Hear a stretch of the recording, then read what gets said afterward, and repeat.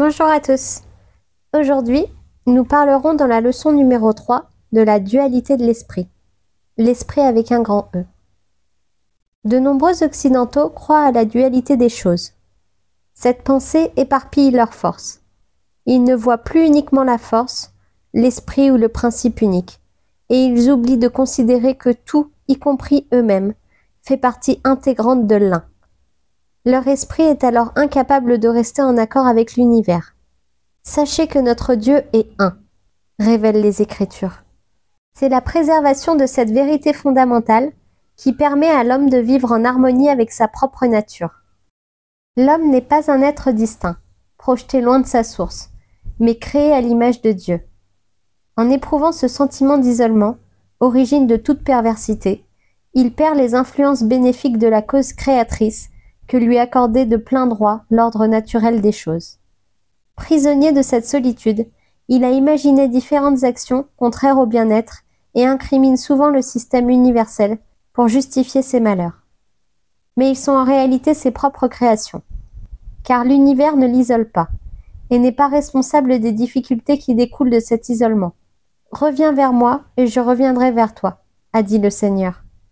Cette phrase exprime l'offre de l'un à celui qui acceptera sa juste place dans l'ordre divin du schéma de la création. La dualité apparaît lorsque la pensée et l'action négligent la totalité.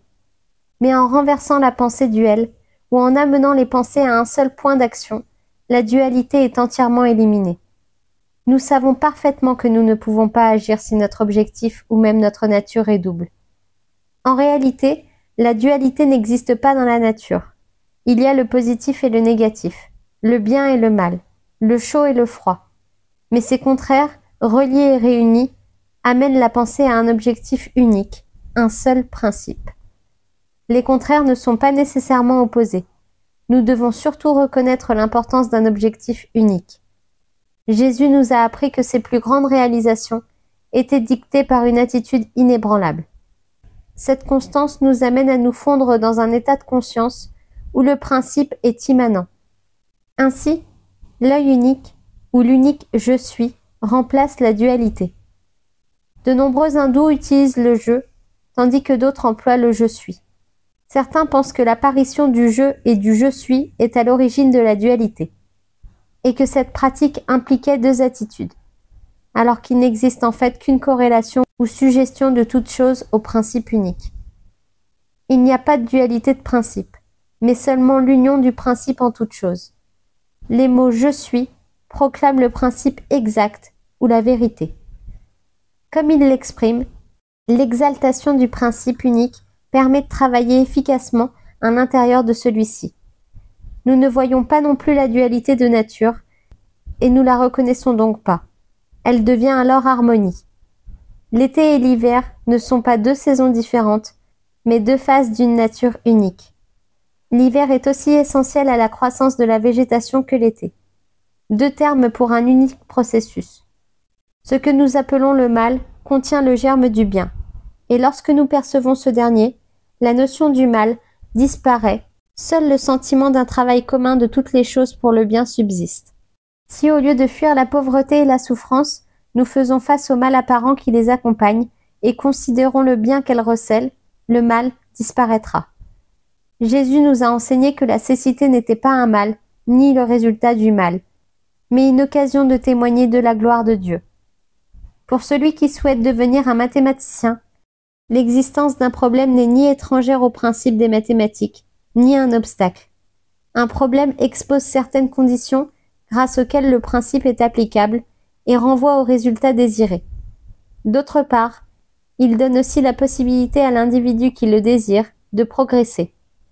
Les situations qui semblent opposées à notre bien supérieur ne constituent en fait qu'un exercice, nous permettant d'acquérir la force de caractère suffisante pour rendre manifeste la perfection de l'un. Quand nous envisageons la vie de cette manière, toutes les choses déplaisantes s'effacent. Notre existence devient une sorte d'entraînement au cours duquel nous observons, vivons et nous déplaçons.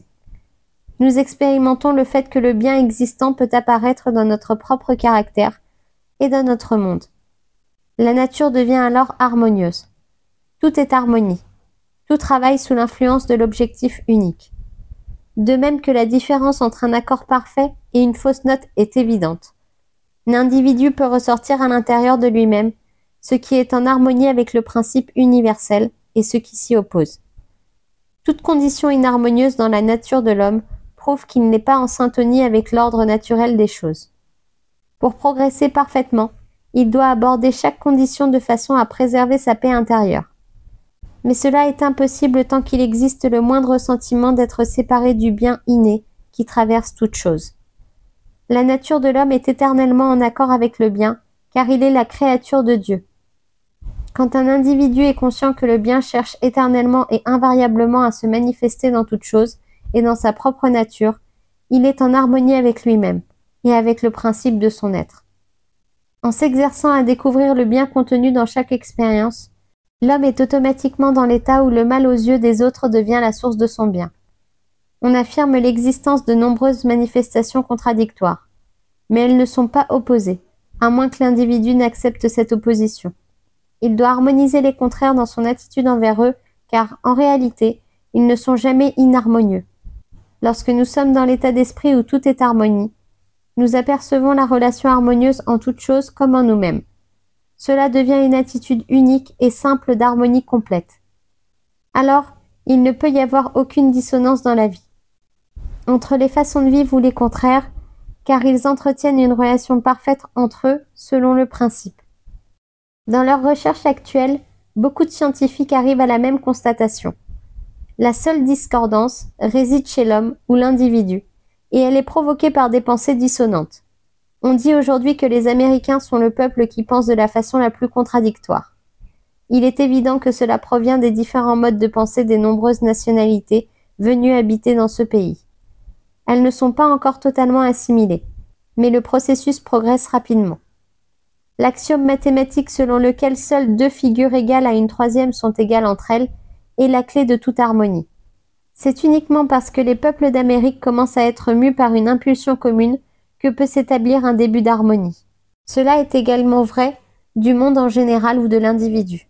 Une harmonie complète s'instaure seulement lorsque toutes les forces impliquées dans un seul ou dans de nombreux organismes sont animées par une impulsion unique et qu'elles poursuivent, dans une entente parfaite, un objectif donné. Il est indéniable que Jung a apporté une contribution majeure au problème de l'harmonie en nous, livrant le récit de son expérience dans une grotte. Dans de nombreuses régions de l'Inde, les fidèles se retirent dans des grottes pour y demeurer dans un silence total. Ils cherchent alors à tirer une conclusion sur des facteurs déterminants. Dans chacun des cas répertoriés, les individus qui se rendent dans des endroits parfaitement silencieux arrivent à percevoir la plus grande activité de la vie. Leur horizon s'élargit lorsqu'ils projettent leur vision plus loin. Ils voient clairement à travers la matière ou la réalité physique et découvrent l'état parfait dans lequel toutes les activités sont harmonieuses. Ensuite, ce qu'ils considèrent comme universellement vrai est simplement relié au monde matériel. Ce dernier n'est pas soumis au plan spirituel, il est seulement relié à son état originel, et la perfection de la dimension spirituelle se manifeste alors immédiatement. Cette activité, cet accord harmonieux, fonctionne parfaitement sous leur direction. En réalité, nous utilisons tous le même processus quand nous appliquons un principe, quel qu'il soit. Il nous faut d'abord nous détacher des formes extérieures à travers lesquelles le principe s'exprime, jusqu'à ce que nous discernions clairement le mouvement du principe concerné. Nous lions ensuite le mouvement du principe à sa forme extérieure et obtenons alors l'harmonie et le rythme dans la musique. Des réponses correctes à nos problèmes, des structures architecturales parfaites, des toiles et des statues magistrales. Tous ces phénomènes apparaissent grâce à la capacité de l'individu de s'identifier avec la réalité sous-jacente, qui se manifeste à travers la forme et avec la même beauté et la même harmonie que celle du principe. Certains vous diront qu'une telle transformation n'est pas nécessaire pour vivre dans une relation harmonieuse ou que des activités quotidiennes plus prosaïques peuvent nous conduire à cet idéal. Ce genre de position est défendu dans un but précis, arriver à un résultat définitif. Une fois leur objectif atteint, ils sont aptes à instruire les autres, mais ne leur enseignent pas à copier leur façon d'agir. Ils leur apprennent seulement que leur conception peut être mise en pratique, qu'il n'est pas nécessaire de passer de longues années à méditer pour réussir, car ils ont trouvé une méthode plus rapide ou plus facile. Laissez le silence vous envahir et ne faites plus qu'un avec l'état d'harmonie ou d'accord. Dès lors que vous commencez à progresser, votre esprit agité se calme, les querelles s'évanouissent et vous avez réussi à élever les vibrations de votre corps jusqu'à l'état où le conflit n'existe plus. Et si une personne peut atteindre cet état de conscience, tous en sont capables, sans emprunter une voie longue et difficile. Une fois qu'un fait est révélé, il nous suffit de l'accepter. Selon les maîtres, nous avons eu un temps pour faire cette découverte. Nous savons maintenant quels sont les facteurs déterminants. Et le reste de l'humanité n'a pas à refaire les mêmes découvertes, seulement à les accepter. Ainsi, les masses n'ont pas besoin d'exercer pour atteindre le samadhi, car celui qui s'est élevé à cet état le premier peut l'enseigner aux autres. S'ils le désirent, ils peuvent tous atteindre cet état de conscience, mais cela est inutile.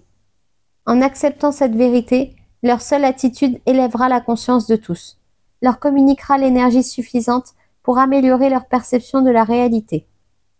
Ainsi, c'est en suivant les conclusions de ceux qui ont franchi les étapes préliminaires que nous progressons directement vers le samadhi.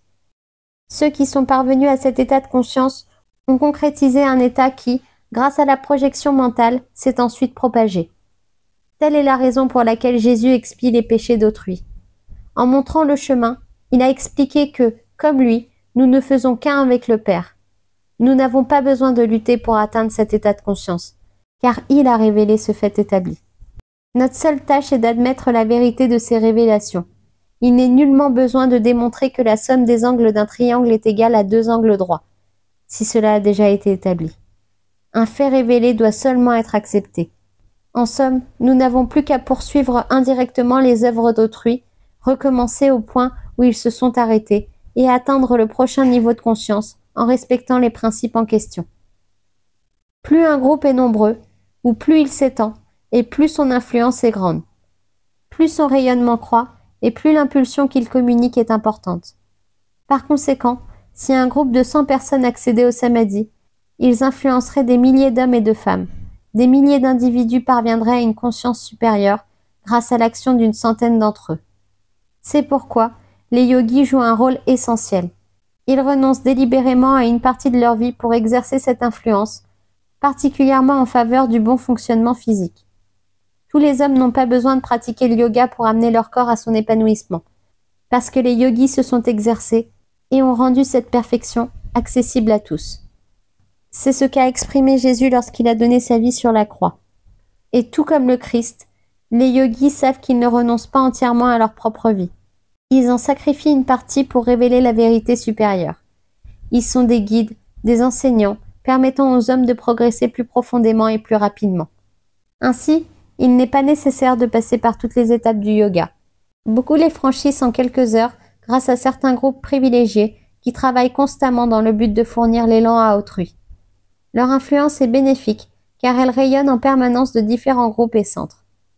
Nous captons ces ondes sur le plan spirituel de la même façon que nous captons la musique diffusée à la radio.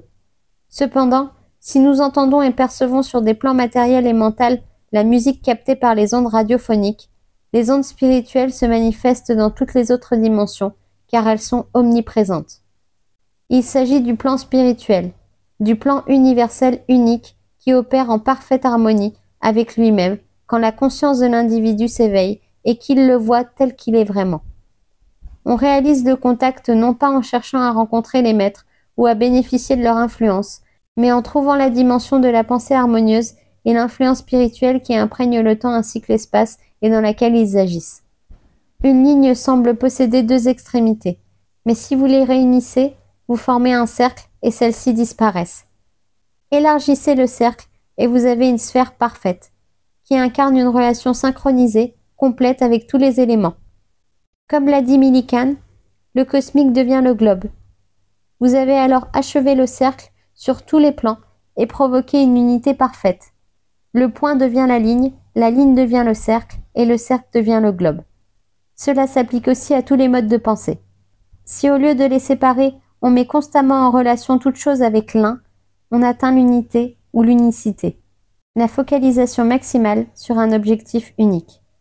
Quand l'homme arrive à concentrer sa pensée, il entre dans l'état samadhique et commence à s'accomplir dès qu'il atteint cette focalisation. Rappelez-vous néanmoins que cette concentration, cette focalisation sur un but unique est un état d'esprit ouvert et non renfermé sur lui-même. On y parvient grâce aux principes qui relient toutes les choses entre elles et non grâce à des principes erronés qui en excluent certaines. Le samadhi permet à l'homme de ne pas se laisser duper par les apparences et de voir directement la totalité, la vérité ou le principe. Cela remet totalement en cause les discours des Occidentaux sur le conscient et le subconscient. En réalité, il n'existe qu'un seul esprit, appelé le superconscient, où s'harmonisent le conscient et le subconscient. Nous sommes alors conscients de la totalité, la conscience est complète. Il n'y a aucune séparation, et si nous n'en fabriquons pas une, nous restons dans un état d'harmonie consciente totale. La division de l'esprit, par exemple, conscient et inconscient, a d'abord eu des avantages pédagogiques. Or, ce n'est plus vrai aujourd'hui. Il nous est bien plus facile de comprendre l'esprit, de progresser consciemment et de nous épanouir sur le plan spirituel, si nous pensons et agissons avec la notion d'esprit unique. La compartimentation symbolique était utile. Cependant, il ne s'agissait que de métaphores. Cette classification a sans doute été nécessaire à une époque, mais à présent, l'humanité n'a plus besoin de métaphores, car elle accepte la plénitude de tous les symboles. Quand nous devenons l'un, grâce à cette nouvelle attitude mentale, nous commençons à nous accomplir. J'ai parlé à des hommes qui ont réussi de grandes choses, et j'ai découvert que nombre d'entre eux travaillent avec l'esprit unique, car ils ont conscience que tout a toujours été et sera toujours présent. Telle est leur attitude. Elle se répand de façon si évidente aujourd'hui qu'elle deviendra dominante et modifiera bientôt notre système économique. La fusion totale de cet esprit avec un grand E engendrerait la disparition des malentendus. La consommation d'énergie baisserait de 90% et nous utiliserions de plus en plus rapidement et largement cette énergie pour des objectifs importants, spirituels, au lieu de la gaspiller en dérobant à notre prochain ce qui lui est nécessaire. Les véritables grands hommes n'ont jamais eu besoin de voler autrui pour réaliser des exploits. Tout ce qui est sur terre leur appartient et ils sont libres d'en disposer. J'espère que ce chapitre vous aura plu. N'hésitez pas à me poser des questions dans les commentaires, j'y répondrai avec grand plaisir. Belle journée à tous.